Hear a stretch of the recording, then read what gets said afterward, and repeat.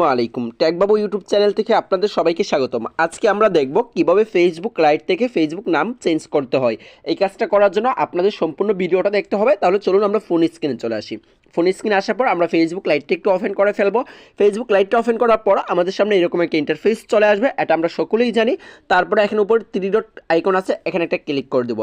এখানে ক্লিক করে দেওয়ার পর আমরা একটু নিচে স্ক্রল ডাউন করে চলে আসবো। এখানে আরেকটি অপশন পেয়ে যাব সেটিং নামে। এই সেটিংয়ে আমরা একটা ক্লিক করে দেবো। সেটিংয়ে ক্লিক করে দেওয়ার পর প্রথমেই চলে আসছে আমাদের সামনে পার্সোনাল অ্যান্ড অ্যাকাউন্ট ইনফরমেশান, এখানে আরেকটা ক্লিক করে দিতে হবে। এখানে ক্লিক করে দেওয়ার পরে আমাদের সামনে এরকম আরেকটা ইন্টারফেস চলে আসছে। তারপরে যেখানে আমরা দেখতে পাচ্ছি যে নেম, ইমেল, ফোন, আমরা কি করব, আমরা এখান থেকে শুধু নেম চেঞ্জ করব।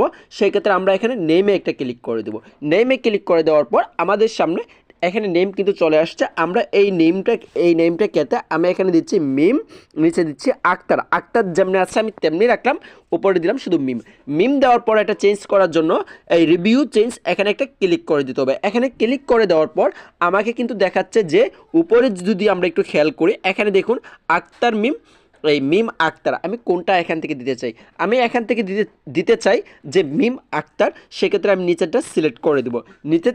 নিচেরটা সিলেক্ট করে দেওয়ার পর এখানে পাসওয়ার্ডটা আপনাদের অবশ্যই দিতে হবে।